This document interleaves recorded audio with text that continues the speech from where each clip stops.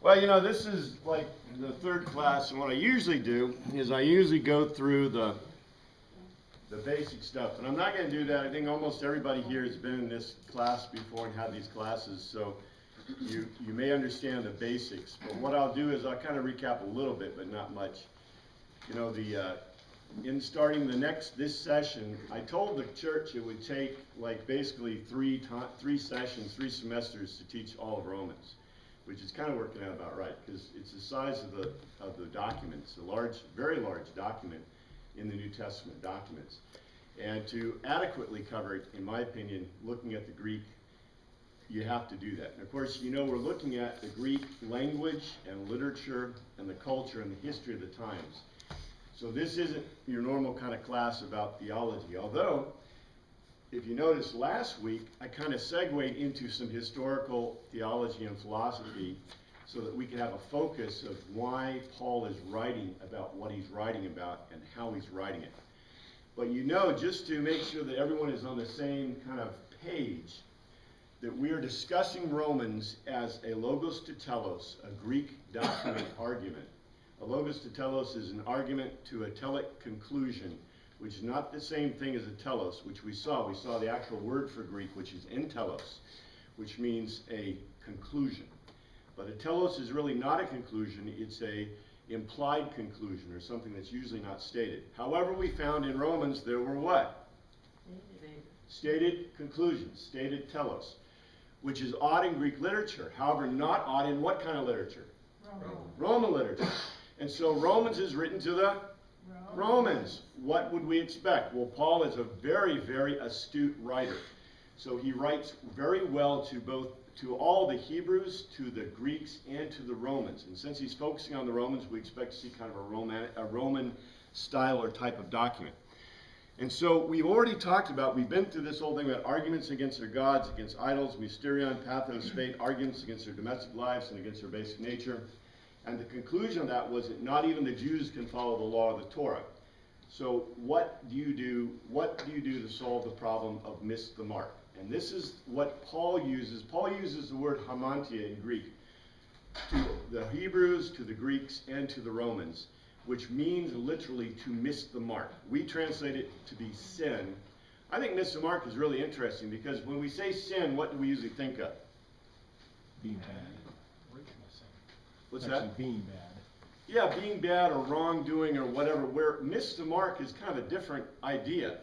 Miss the mark is a very Greek worldview kind of thing. It means when I say that, when we conclude that, we say, what? Miss the mark. So I had goals in my life and I missed the mark.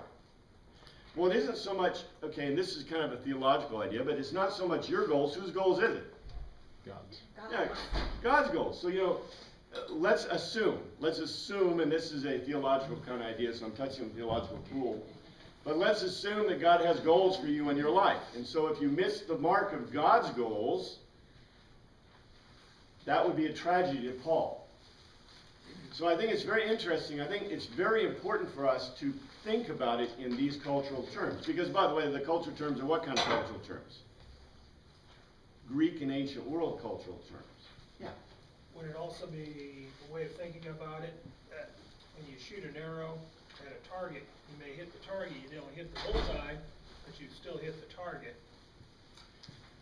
Yeah, and general direction. I can go with that, but however, and what you brought up, Ray, is excellent because miss the mark. Let's talk about mark.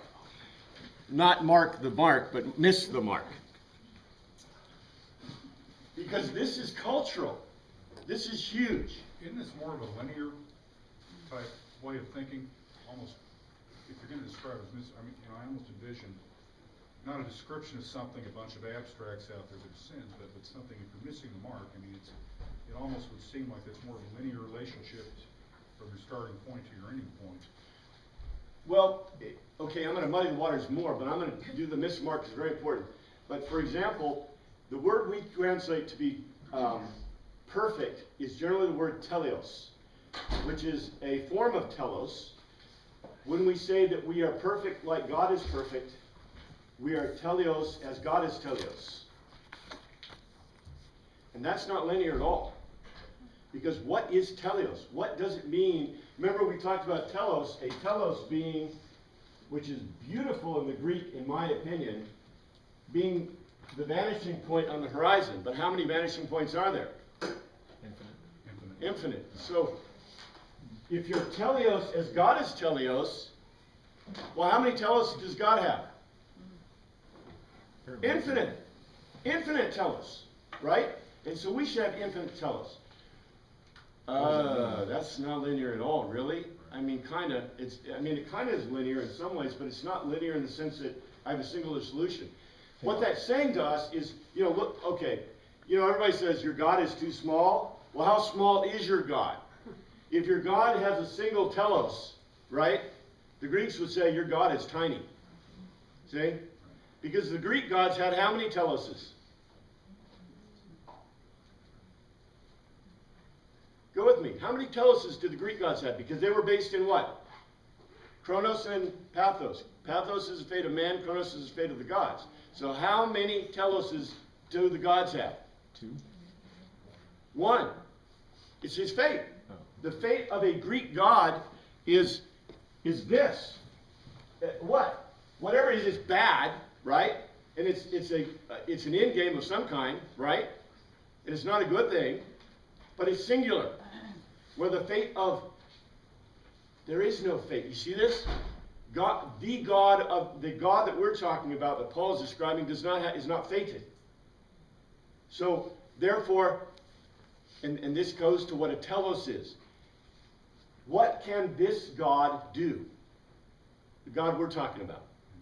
Anything. Anything, and not only anything, but this God we're talking about has the ability to choose, right? Choose his fate and choose, this is what we went through last week. Can he choose the fate of mankind? Well, maybe of mankind, but not of individuals. And that's what we went into. That, yeah, God has chosen in the past to implement effects against sarks, that is, miracles, for example. And Paul is bringing in this concept of pneuma. But can God affect suke? He can, but will he? No, he won't. And so what we have here is very interesting, because it's very good, it's hard to graph here, but if I were to graph it, then the God we're talking about has specifically done what?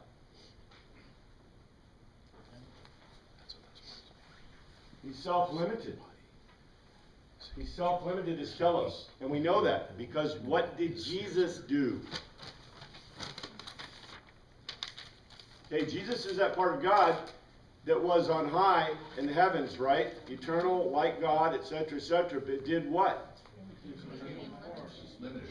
Self-limited himself to be like a human.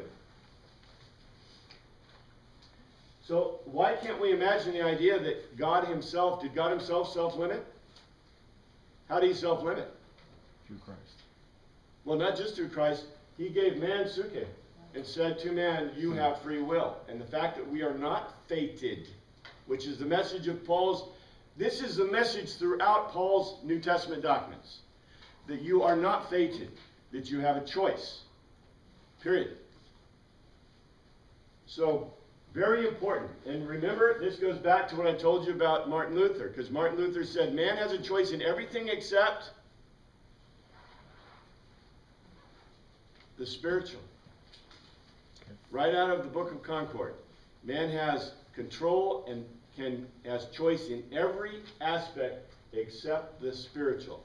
And now Paul is talking about the spiritual. Because it said the solution to hamantia of missed the mark. Oh, and I was going to do the hamantia thing. The solution to missed the mark is Jesus Christ. And actually, it's to be convinced that Jesus Christ was raised by God. Not the fact that Jesus Christ rose from the dead. That's a fact in their mind. But rather, who raised him was the answer. Who are you persuaded raised him? And then we get on and on. We have the problem is, okay, the solution for missing the mark is Jesus Christ, but the problem is still people still miss the mark. So how do you solve this problem of miss the mark?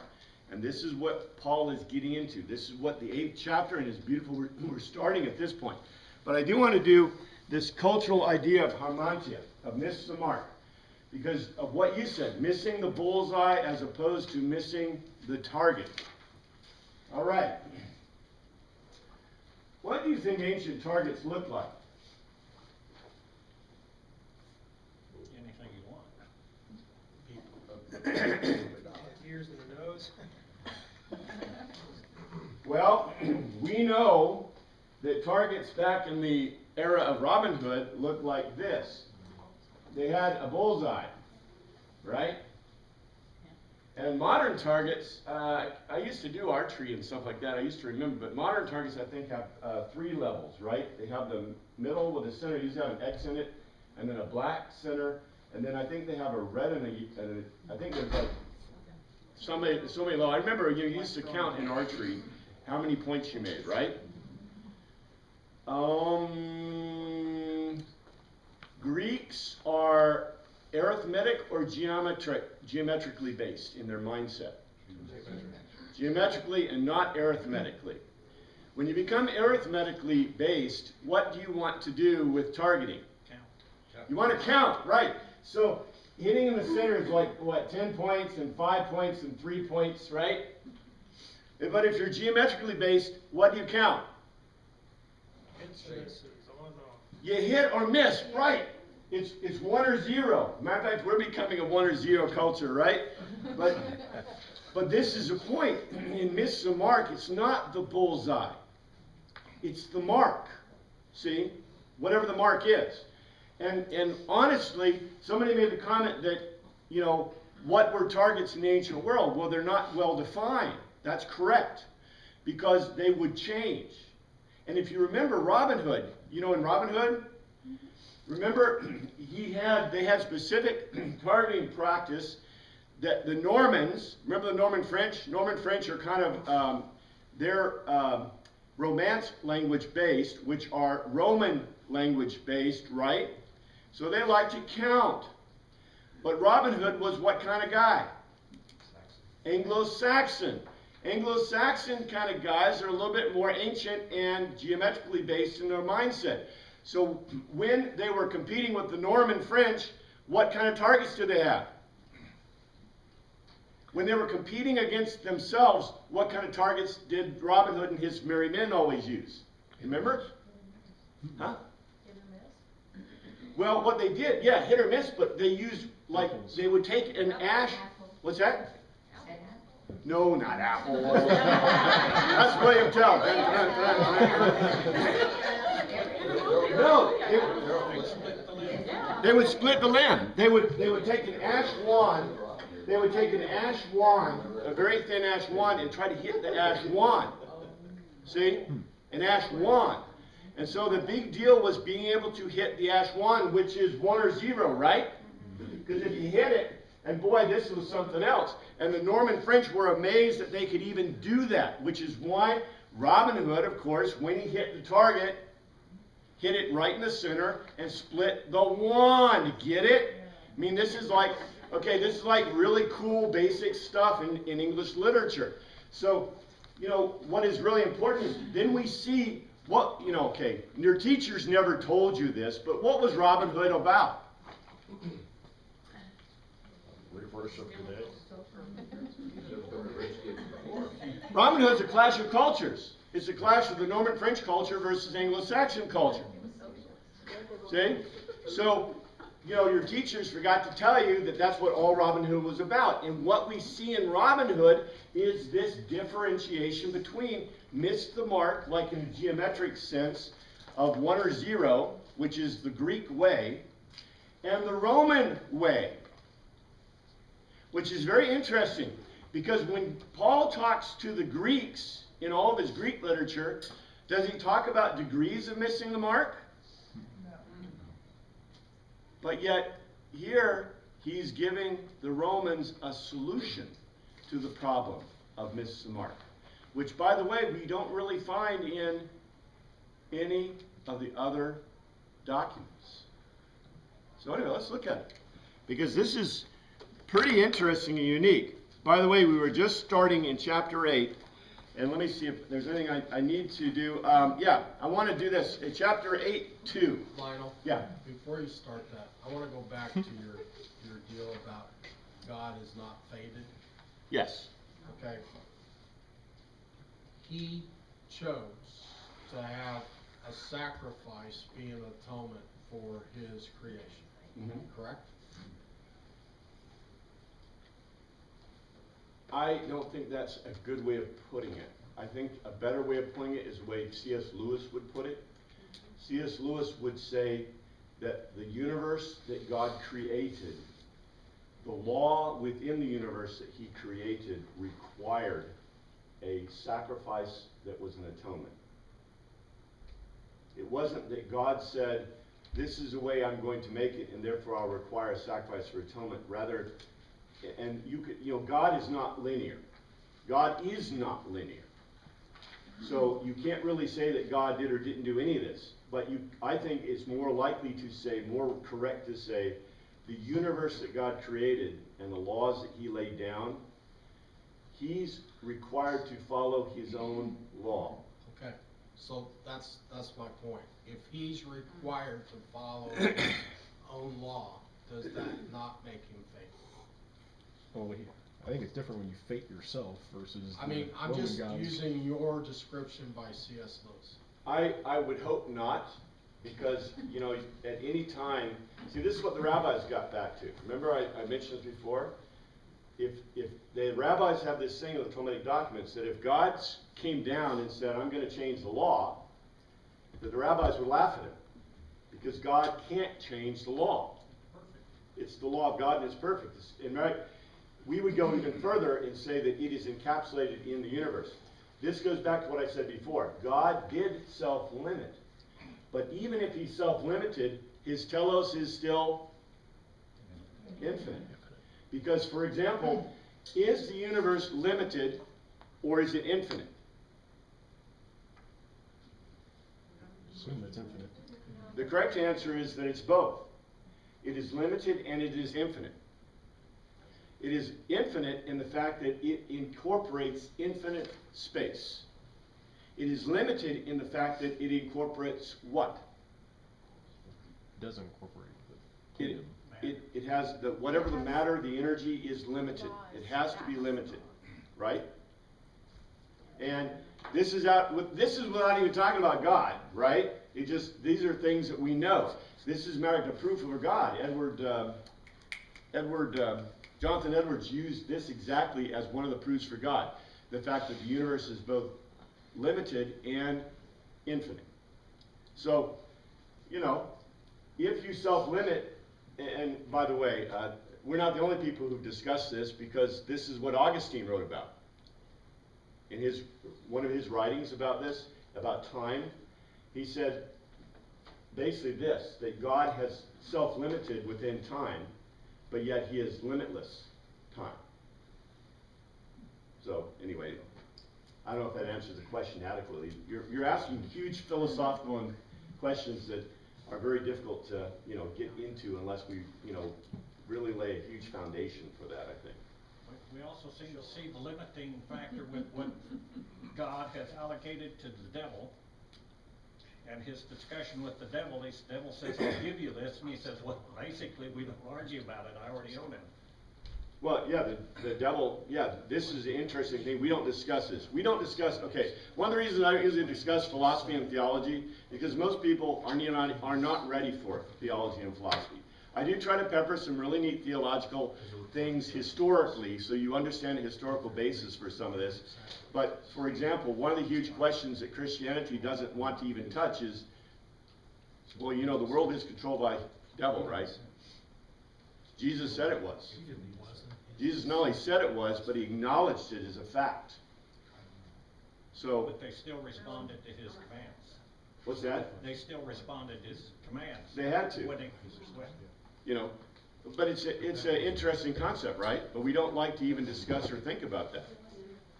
But yet this is the answer, by the way, to the atheist conundrum. What's the atheist conundrum? Why would a loving God let suffering occur? which every Christian should know the answer to that. But half the Christians, well, 99.9% of Christians don't understand the answer to that question and can't answer it. And so the atheists run over them.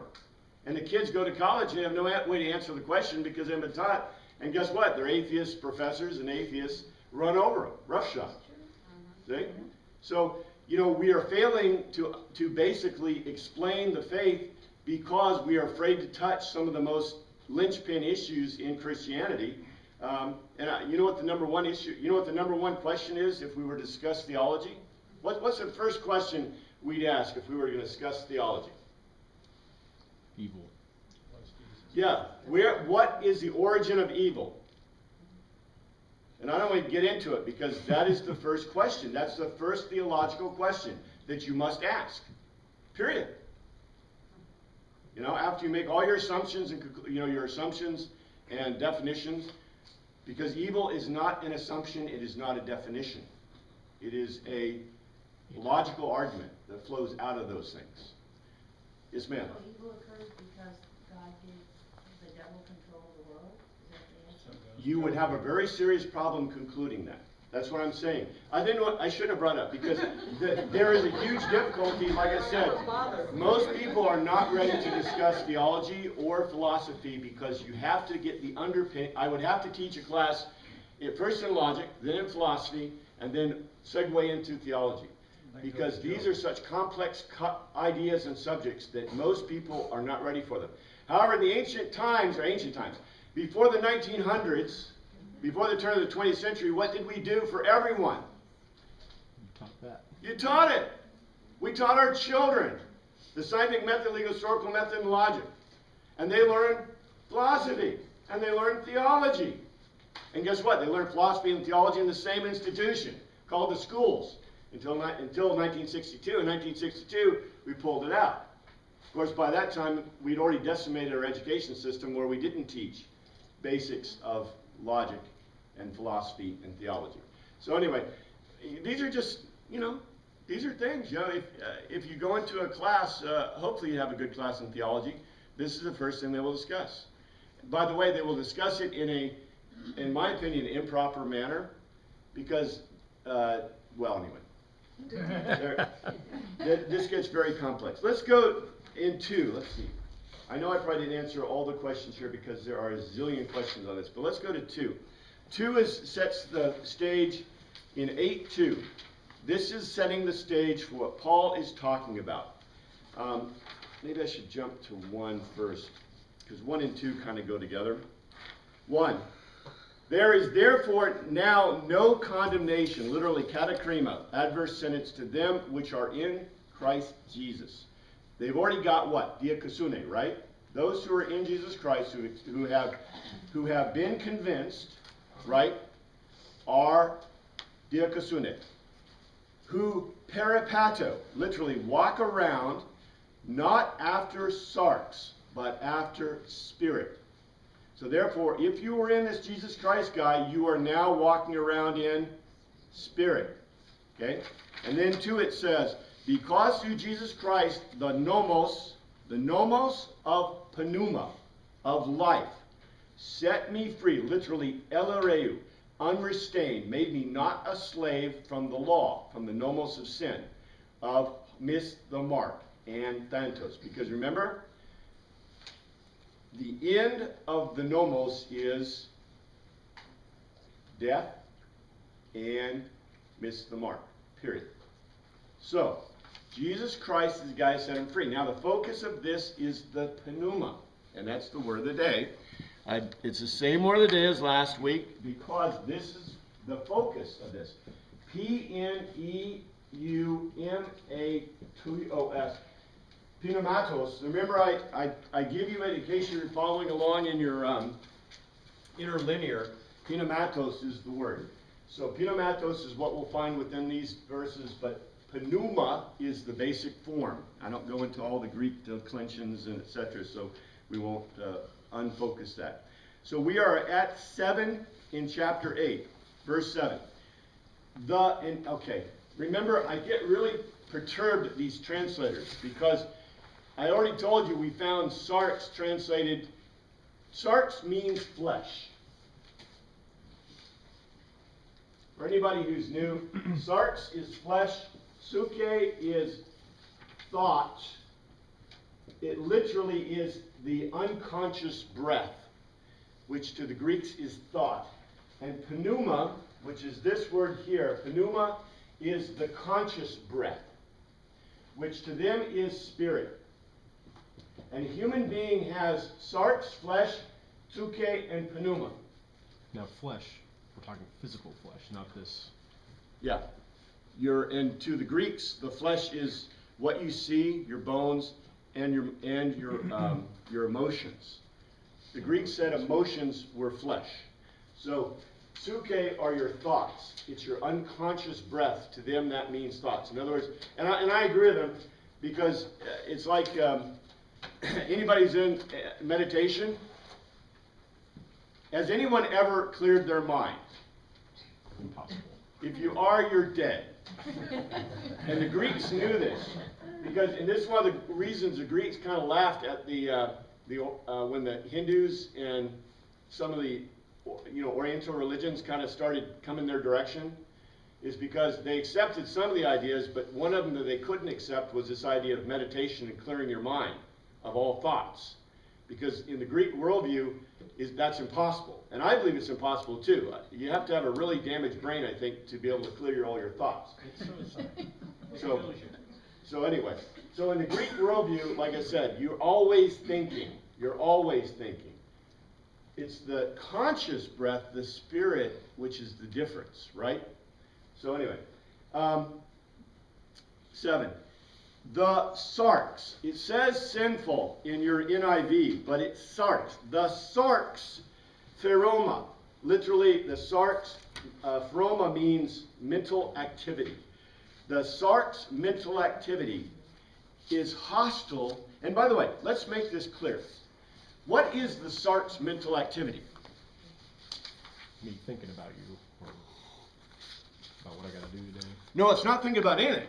It's or doing. emotions. It's emotions. It's not, when he says, and this is why it really irritates me, they translate it the way they did. It's not the sinful mind, it's the sarx pheroma, which means it's what you are. Emotional mind. Emotional mind is probably closer. It's what you're thinking about emotions, which, by the way, is suke, right? In the Greek worldview, okay, let's look at the Greek worldview. This is really a hard thing to understand. In the Greek worldview, you are pathos, right? So your passions, your emotions, all those things come out of your sarx. And we kind of know that's true, right? We have animal passions, right? We know we do. We don't like to talk about them, but we do have kind of animalist passions, right? Desires, etc. In the Greek worldview, those come out of the sarx. However, when you have them, you do what? Control. Well, you think about them first before you control them, but you think about them. So, for example, if I see Tammy and my heart races, right? Okay? And the first thing that happens, I see her, and the Greeks recognize this. In the Greek worldview, I don't see her and think about her, and then my heart races. I see her, and my heart races, and then I think about her. You see, this is a Greek worldview, because in their worldview, it's pathos, right? They would say you're fated to have these passions, these feelings. And kind of our society is that way too, right? You know, if you kind of noticed in our modern culture, you know, people believe in, love at first sight, right? Is there any thinking going on there? No? You see a person, you say, wow, that's a hot person, and your heart beats, and you, right? And then you think about it. Well, some people do. Sometimes you don't. But in the Greek worldview, you have this thing that Paul calls the sarx pheroma. And the sarx pheroma is hostile to literally ekthrasia, which is the same word that Jesus uses for your enemies. Ekthrasia, to God. It's an enemy to God. It does not hupetasso to God's nomos. And nor can it do it. Okay? Nor can it. So get this, it's very important. In the Greek worldview, and what Paul is writing here, which we hate to acknowledge because our worldview is a little different than this. In our worldview, because we come from a constrained worldview, which is probably a good kind of worldview, there's nothing wrong with that. We think that we see a person and we think about that person and then we get an emotional response, right? I'm not sure that's so true.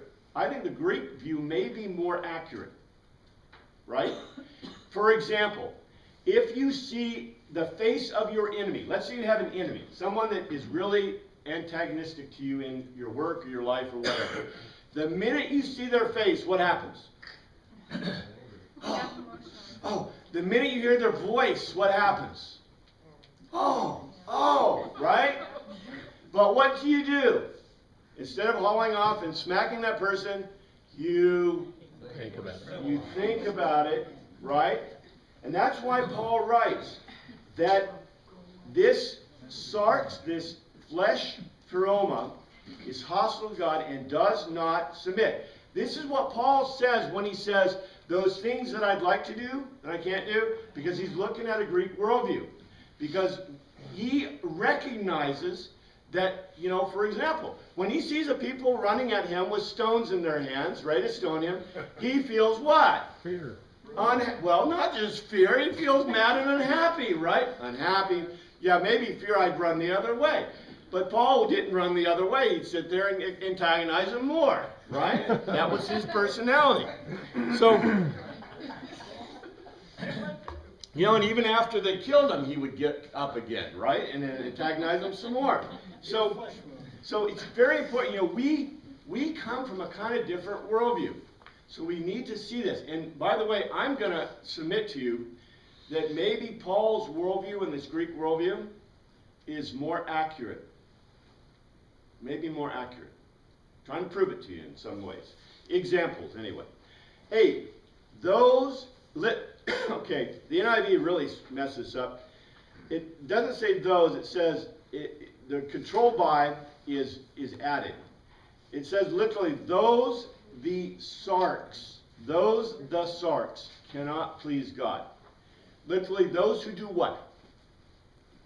Who live through the sarx without allowing the suke to do something cannot please God.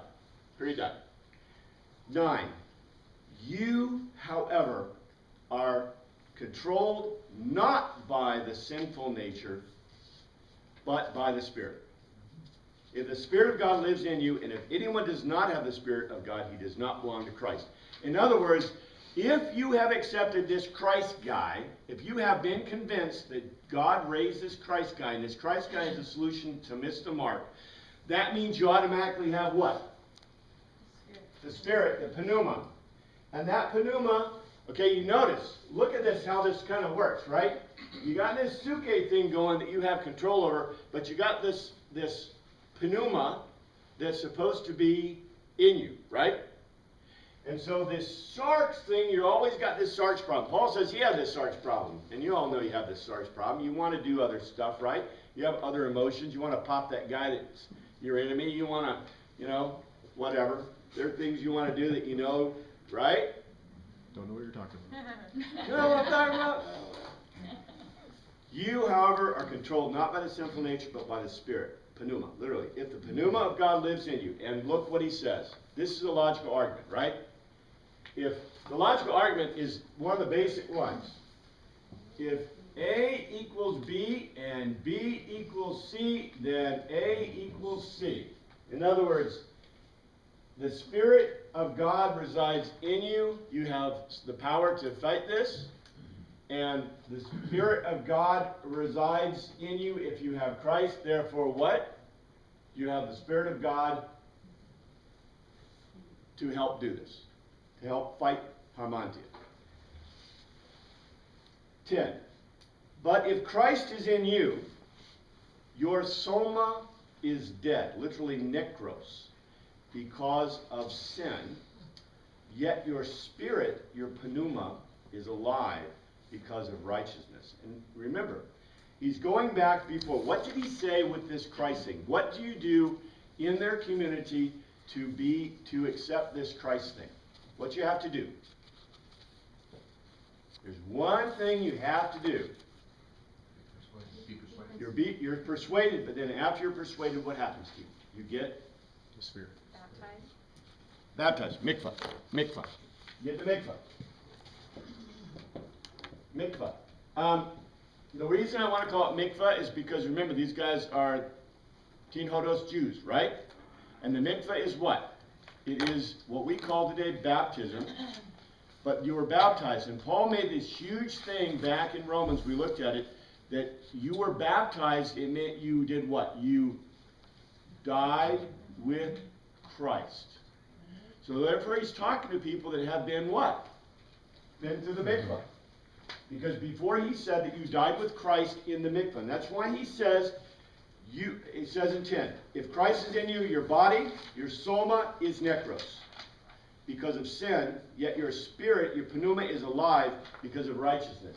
And so Paul is going back to the imagery he used before, that in the mikvah you died with Christ, and therefore with Christ, because Christ took all the sin of the world, right? This is other stuff that is outside of what he's talking about in Romans. But Jesus took all that sin, and so therefore all the sin in you also died with the mikvah. And so now that soma, you notice he uses the word soma. Why did he use the word soma? If I were going to write soma up here, where would I write it? All three. That's right, all three.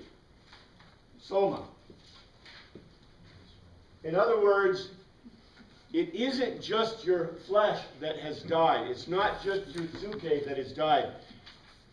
And you got the Spirit because of Christ. So anyway, in 10, it's Zoe because of diakosune. So look at this, very important. Your spirit, your pneuma is alive. So you were sarx and tzuke in this worldview. You know, this is Hebraic worldview. So your sarx and tzuke, the sarx and tzuke in the mikvah died, and you got what out of it? You got pneuma, and also, guess what else you have? The new sarks and new suke. Yeah, new sarks and new tzuke. Ooh, this is really neat, huh? I mean, what a beautiful view that we are getting presented. And by the way, this isn't just in Romans. We know this because we've seen this in other documents from Paul, right? Put on the new man, put on the new person, right? See? In Christ. I have a question for you about this. Yeah. I mean, I'd love to argue with Paul. It's like, so why isn't it staying dead? This old sarks and suke.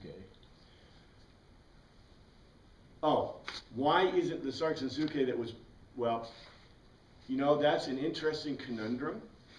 Paul is trying to encourage them in the fact that they have a new body, right? But we know that for a fact we are not going to have a fully new body until theoretically the resurrection, right? But I'm not going to get into that theological point. The point is that what you're saying is correct. I think he's going to solve it for us. His whole point is that, yeah, sure, we still have the remnants of this. Because we really, you know, it's not like we literally took on a new body and a new way of thinking, right? Because the new thing that we got was not necessarily this perfectly, right? It was this, the pneuma. Yeah? But Luther talks about that daily, remembering your baptism. Yes, I mean, with just the sign of the cross, you remember your baptism. I agree. And Luther realized it had to be daily too. You have to drown the old man and so forth, and then the one rises up, so. This is why, you know, when we talk about, like, okay, we'll touch the theological pool. No, we don't have to touch the theological pool. We could say, historically, the fact of the matter, historically, is always this, that we talk about the renewing of our minds, right, suke, daily, and the renewing of the flesh. Well, not so much, because your flesh is always going toward aging, right, and whatever. You can't really do much about that, right? So it's the promise of the future, and it's the continuing, because God doesn't do this part, right? Right? Right. God does this part. You have a... I was just going to say, could it be said that we have both? I mean, both the sinful soma and the new one, and that's why we still have trouble because they're in conflict? Would that be what it's saving them. I love what you said, and what you said is, I think, very correct. I think it's even more proper. Okay, I'm gonna make an orthodox statement, okay? A very orthodox statement, because I think this is absolutely true. Why do we have crosses? And why do we have, well, we don't, but why do other people have baptismal fonts that you put your fingers in whenever you go into the sanctuary? Why do we have banners? Why do we have communion? Why do we have all that stuff? Reminders. They are not just reminders, they are the physical evidences of spiritual things. They stand in the place of the spiritual things. So we, as new bodies and minds, do what?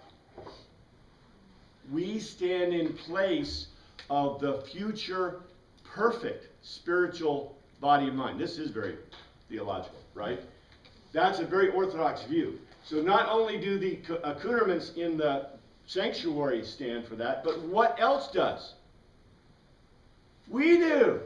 We do. Because are these permanent bodies? No. Nope. You know, 100 years from now, you're not going to see me around. You know? But what will exist? What do we say will exist? Your spirit will exist. And so the spirit is exact. But this body, this what you see represented before you, stands in place of what? That spiritual body. That true, you know, the true body that we would say. We've talked about this before. Yeah, Brett, you have something? I was just gonna say in the epistle, or one of the readings today, Uh-huh. saying that just because you're good and saved in God, you can still turn evil and the person that, and die, but the person that is dead can turn towards good and live. Well, you know, if you look at it, you know, I think this is a really good way of looking at it. You know, if you are convinced, then you can also be unconvinced. Yeah, if you're patos, you know, pisteo, you can also be apateo. Pisteo. Potato, not potatoes. We're not down potatoes here. All right. So, we have this diakosune. The diakosune is the thing. So let's look at 11. And if the pneuma of him who egerio, if the pneuma of him, who's the him? God, who raised egerio, Jesus from the necros, is living, literally, and I hate our translation. It's literally oikeo. Oikeo means occupying a house. If the spirit, pneuma of him who raised egerio, Jesus from the necros, is occupying a house in you, literally occupying you, he who egerio Christ from the dead, from necros, will also give zoopeo, literally quicken your mortal, your theneos, your liable to die bodies, your soma, your liable to die soma, through his pneuma, who inhabits in you. And it's exactly what we've been talking about. So therefore, this God, the God, you know, who raised Jesus from the dead, remember what the requirement was? That you are convinced that this guy rose from Jesus from the dead. That gives you this diakosune. But if he will give you that, he will also give you his spirit. And that's the whole point. So Paul goes into great details to discuss exactly what we're talking about. Yeah, Tammy? Did they just have a really hard time with believing about this spirit thing? Because it's like Paul's beating a dead horse. I mean, he's just saying this, like, he's been saying this over and over and over again about the spirit being in you. It's like, what was with their culture that they had on their time? Was it the Jewish part of them that didn't get the spirit part? Or Well, I think there's a couple of points in here that, number one, I don't think he's really being the dead horse, because he really goes into this, he only really gets into the spirit thing in chapter 8. He kind of alludes to it a little bit before, but he is really getting into his argument here. And so, in his argument, yes, he is pounding a dead horse because he is providing a logical, you know, he's giving them logical arguments to lead them to this conclusion. And the conclusion is exactly the question we want to answer too. It's the same thing that the Romans had as a problem. And so, is it a problem for them to understand it? It is for the Hebrews. Remember, because the Hebrews, right, believe in sarx and suke. So he's writing to them. the Greeks don't have a problem with this idea of pneuma. The problem they're going to have with is where the pneuma came from, right? Because what Paul is telling him is their pneuma came from God. See? Which to a Greek worldview person, that's pretty cool. Now to the Roman person, the Roman person is going to have a worser problem because remember, a Roman person is kind of engineering based. Very practical.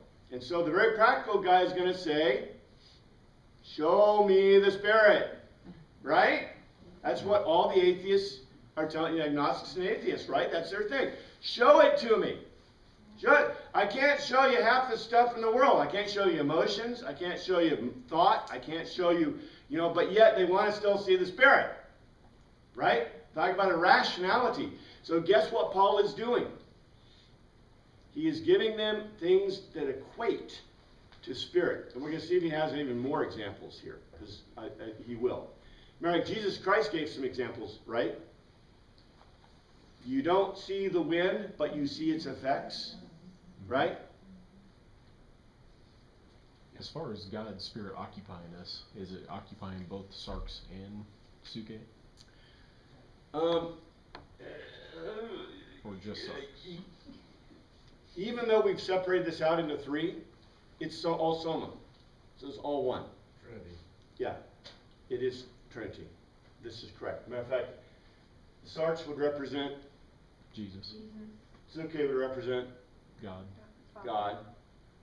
Holy And Spirit. pneuma, well actually, and pneuma's Ruach HaKodesh, right? Yeah. Trinity. Oh. Let's see. All right. 12. Therefore, brothers, and literally it's brothers of a different womb, literally. We have an obligation, an owner, a person indebted. It is not to the sinful nature. Here they dig in. It is not to the sarx.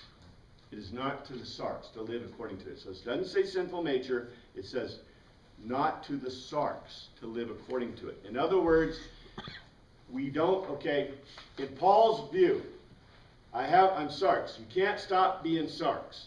So I see the person that is my enemy or I'm angry with or whatever, and I don't have to live according to it. In the Greek worldview, what would you be liable to do? You would have to be fated to go and follow your emotion. That's right. You would be fated to follow your emotions. So if you saw your enemy coming down the street, if you pulled out your knife and, it's like, okay, you didn't run fast enough, right? And really, we kind of know, the ancient world, the Greeks were not quite that whatever, but you know what they did, right?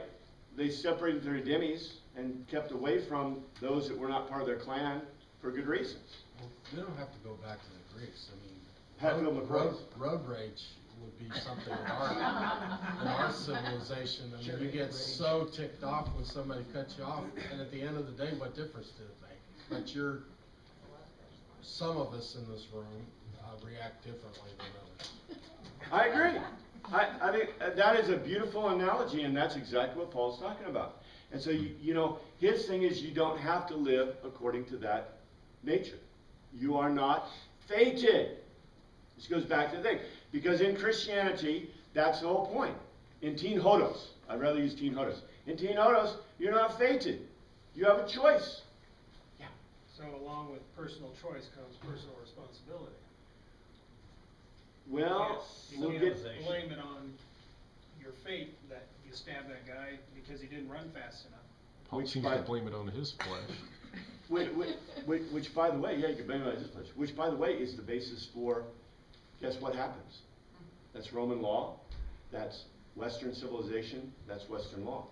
Because literally, the thing is that in a Roman or a court, even a Jewish court, it was very hard for you to make an argument. For example, under Jewish law, you actually had legal basis to make an argument of manslaughter. But do you think you had that basis under Greek or Roman law? No, you either did or you didn't. Yeah, you either did or didn't. and and by the way, the idea of the passion, would fall great with the Greeks because that's an irrational worldview. For example, but yet our courts do what? It's pretty astounding that our courts are accepting a lot of irrational worldview. I was insane, I had a passion, I couldn't control myself, and we make up defenses for people's behavior. Whether you want to or not, that's okay. But I would say that's a very irrational worldview. It's pretty astounding that we would even, kind of fit within that worldview in the modern era, because that's almost going back to a pagan kind of worldview. Well, is right? it really astounding though when we have a society that believes in moral relativism? I mean, there's nothing more irrational than that. I agree. How could it not Secular. follow from that? I agree. I think it's, well, what it is it's interesting because those who follow that moral relativistic views or Gnostic views believe that they're what? Faded. Well, they may not call it that. They may not call it that they're faded, but what ultimately do they think they are doing? They're enlightened. Yes, right. They think they're enlightened, and they want to enlighten your children. They want to enlighten you, because obviously you're the irrational one if you believe in God or spiritual reality or doing a moral or ethical background or having a basis for what you believe, right?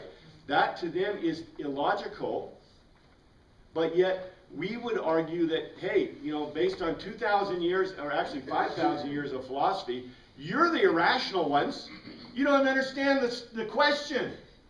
That's why I come back to about talking about theology and philosophy. If you don't understand the questions, can you even discuss the answers? No.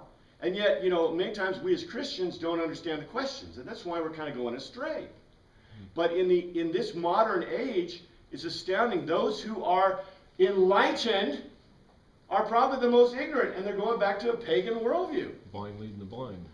Literally the blind leading.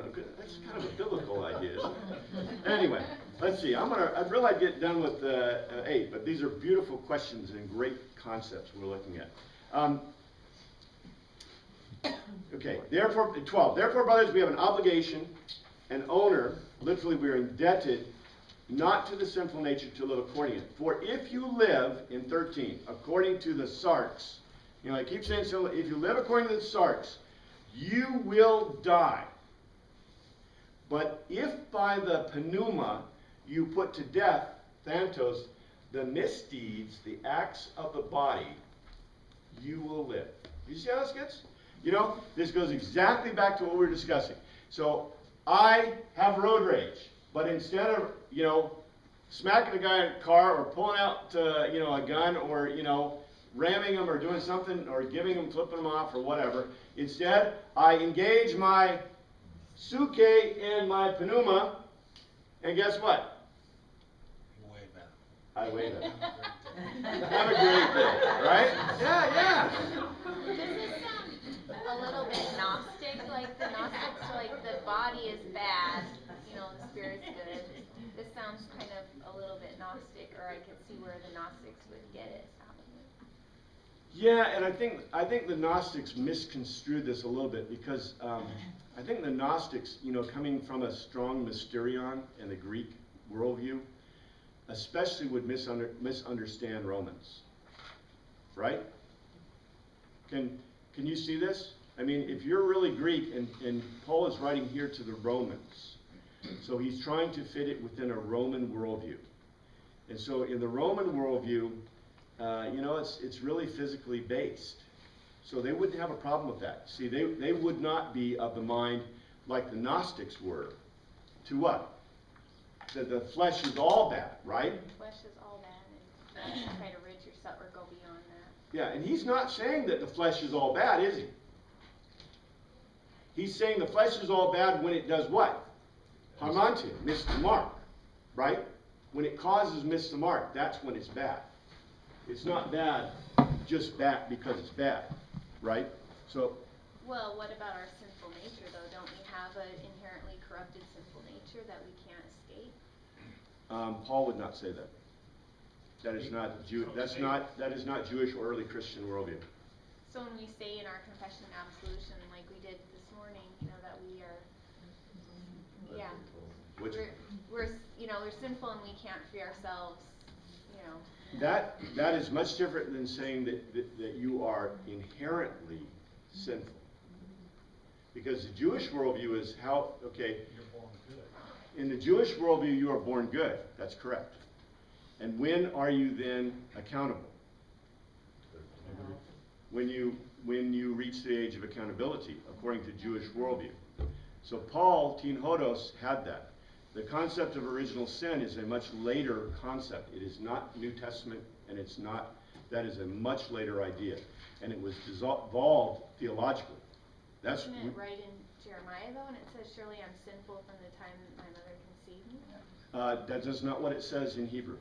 The problem with using this is the people who wrote and translated, it's just like we find here. We find these very gross mistranslations that many times don't really superly affect the thing, but if I take something out of context, I can prove anything. Jesus wept. He wept all the time, right? There's a couple of times when it says, something really negative, For example, I argue all the time that Jeremiah and Nehemiah, or Nehemiah and Ezra are, examples of badness, and the reason they were punished was quite obvious is because they did against the law of God. Or for example, Peter. Peter said to Cornelius, I'm not allowed to come to your house, right? And that was a lie. That was not true. That's absolutely untrue under Jewish law. So, many times in the scripture, people want to take the scripture as what? Absolutely. Infallible truth. Well, no, I don't want to go there. That's not the thing. They take the scripture as an example of how to be. So the example is Sodom and Gomorrah, right? Oh, no. The problem is that if you look at the New Testament, Old Testament documents as historical, you don't have a problem. They're historically what happened in the historical truth. But if you look at them as what? The blueprint for every single thought, you're going to have a serious problem.